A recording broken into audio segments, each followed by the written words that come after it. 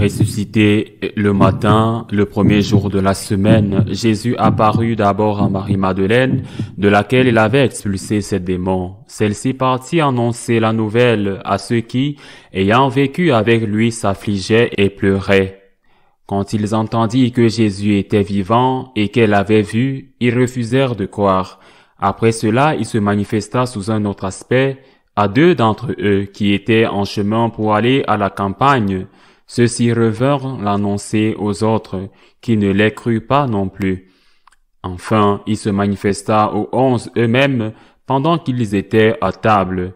Il leur reprocha le manque de foi et la dureté de leur cœur, parce qu'ils n'avaient pas cru, ceux qui l'avaient contemplé ressuscité. Puis il leur dit, « Allez dans le monde entier, proclamez l'Évangile à toute la création.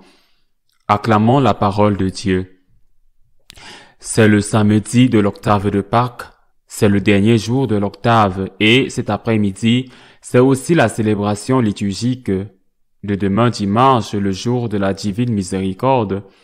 Un jour comme aujourd'hui, dans l'après-midi, en l'an 2005, Saint Jean-Paul II est mort. Il y a donc un souvenir pour lui et c'est aussi comme samedi, un jour où nous, catholiques, pensons d'une manière spéciale à la Sainte Vierge. Je voudrais joindre les deux choses en commençant par une question. Pourquoi Jésus n'est-il pas apparu à la Sainte Vierge Marie? Il est apparu à Marie-Madeleine, aux autres femmes. Il est apparu dans les différents évangiles qui racontent l'une ou l'autre des apparitions. Pourquoi pas à la Sainte Vierge? Nous devons nous demander pourquoi il apparaît à ces personnes. Non, pourquoi il n'apparaît pas à la Vierge? Mais pourquoi il leur apparaît? Le Seigneur leur apparaît parce qu'ils n'ont pas la foi, et qu'il leur apparaît en commençant par Madeleine, Saint Pierre, Saint Jean, autant que le voulaient les deux qui étaient sur la route d'Emmaüs. Certains étaient lâches, certains l'avaient même renié comme Saint Pierre. D'autres, comme Marie-Madeleine, étaient fidèles, mais tous avaient perdu la foi. L'apparition du Christ ressuscité a d'abord pour objectif de confirmer la foi. Si le Christ est ressuscité, non seulement il y a la résurrection et la vie éternelle, mais le Christ est Dieu. Le message du Christ est le message de Dieu. Il est la parole de Dieu, il doit être accepté comme la parole de Dieu, et c'est donc en contact que ceux qui avaient la mission de le transmettre devaient être confirmés dans la foi. Comme le dit la fin de l'évangile aujourd'hui, allez dans le monde entier et proclamez l'évangile. Le mot évangile signifie la bonne nouvelle, proclamer la bonne nouvelle qu'il y a la vie éternelle, que Dieu s'est fait homme, que Dieu a sauvé l'humanité en mourant sur la croix, que Dieu est ressuscité, proclamer la bonne nouvelle, proclamer l'évangile à toute la création. Eh bien, et la Vierge Marie, parce que la Vierge Marie, tout d'abord, n'a jamais eu de doute sur la foi. Elle a toujours cru en ce que son Fils, encore et encore et encore, avait annoncé, avait dit, « Je vais mourir, mais je ressusciterai le troisième jour. » Je ressusciterai, il avait dit de nombreuses fois, et il lui a sûrement dit aussi, surtout au moment des adieux du Saint Triduum, avant la Sainte Seine du Jeudi Saint, puis l'arrestation, l'emprisonnement, le procès ou le chemin de croix, toutes ces choses avant les adieux à sa mère, parce que sa mère était là le vendredi saint, donc elle était avec lui avant, sûrement. Elle lui a dit, « Regarde, cela m'arrive, cela va m'arriver. Je sais que tu vas souffrir parce que tu vas me voir crucifié, mais ne doute pas. Je vais ressusciter. » Donc, il n'y avait pas besoin d'apparaître à la Vierge comme s'il y avait besoin d'apparaître à tous les autres. De la Marie-Madeleine à Cléophas, qui était un disciple et non un apôtre, qui était avec un autre disciple en train de fuir, il n'y avait pas besoin. Cela veut dire qu'il n'est pas apparu ou cela veut dire qu'il est apparu. Ce que les protagonistes n'avaient pas besoin de raconter, si la Vierge Marie avait, je crois que c'est arrivé, mais cela viendra maintenant, avait vu Jésus et que c'était elle et non Marie-Madeleine qui aurait couru dire aux apôtres que mon fils est ressuscité.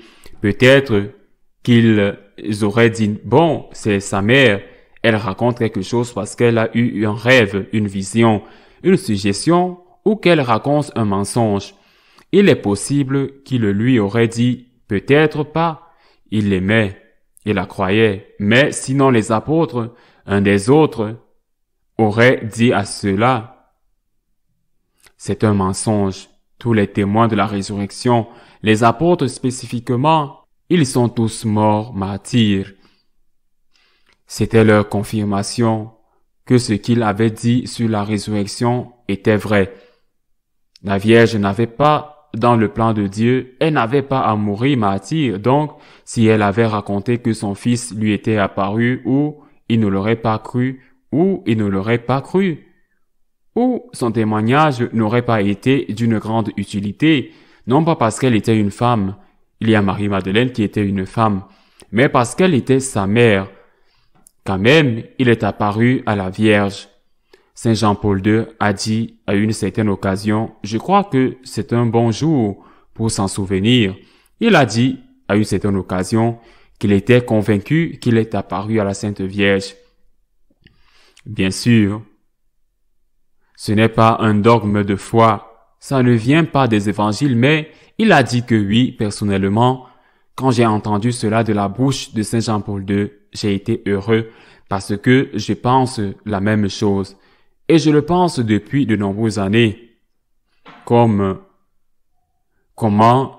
ne serait-il pas apparu, même si la raison était différente, à Marie-Madeleine et aux autres qui étaient des personnes sans foi, des personnes qui devaient annoncer l'évangile et qui devaient confirmer et certifier par leur martyre l'authenticité de la résurrection, afin que personne n'ait de doute.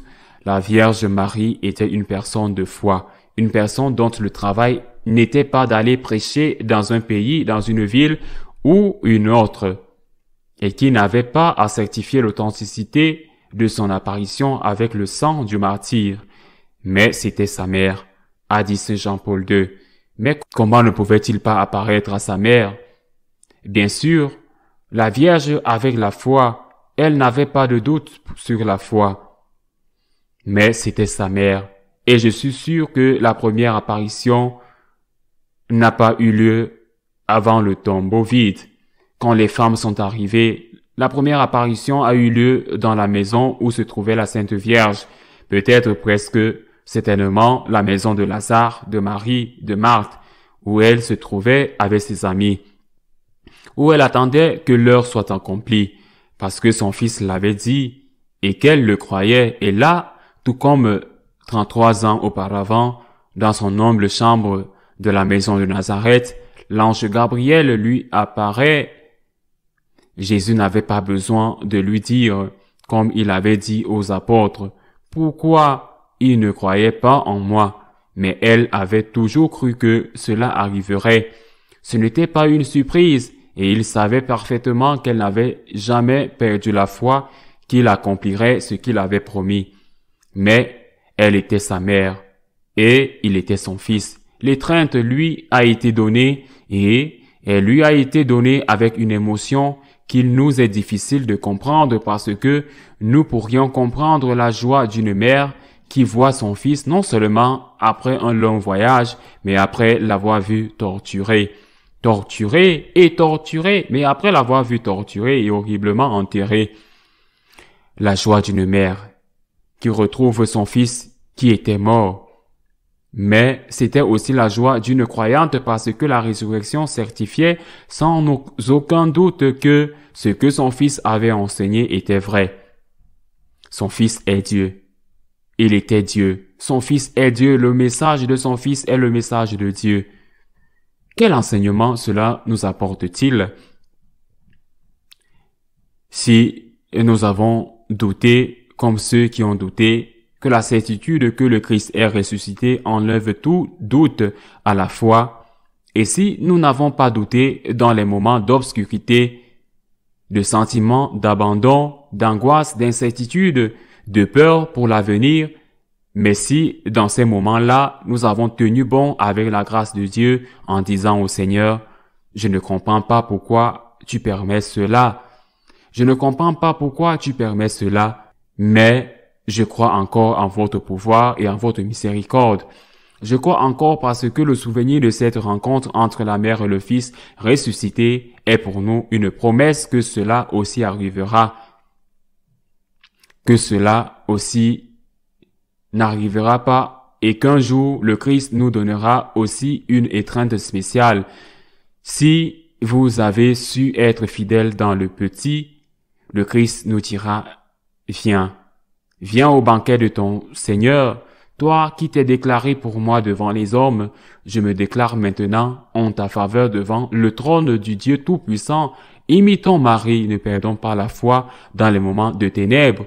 Imitons Marie, elle a été la seule qui a résisté, la seule qui a cru en Jésus, la seule qui a cru en Jésus. Imitons Marie, peut-être pouvons-nous penser que ce qui nous arrive est quelque chose que personne n'a jamais vécu, que personne n'a jamais eu à souffrir comme nous.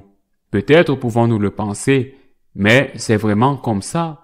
Nous avons vraiment souffert plus que le Christ, qui était aussi l'agneau innocent. Nous avons vraiment souffert plus que la Vierge, qui a vu son fils torturé. Vraiment, je ne pense pas.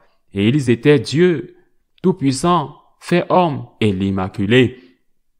Celle qui n'a pas péché, celle qui n'avait aucune raison de souffrir et pourtant elle a été co-rédemptrice parce qu'elle a uni sa souffrance à la souffrance rédemptrice de son Fils. Imitons Marie dans les moments d'obscurité comme elle, disons au Seigneur, j'ai confiance en toi, je m'abandonne à toi, tu n'as pas à me donner d'explication et si tu le fais, tant mieux. Mais tu n'as pas à me donner d'explication. Je suis le serviteur du Seigneur, qu'il me soit fait selon ta parole. Ainsi soit-il.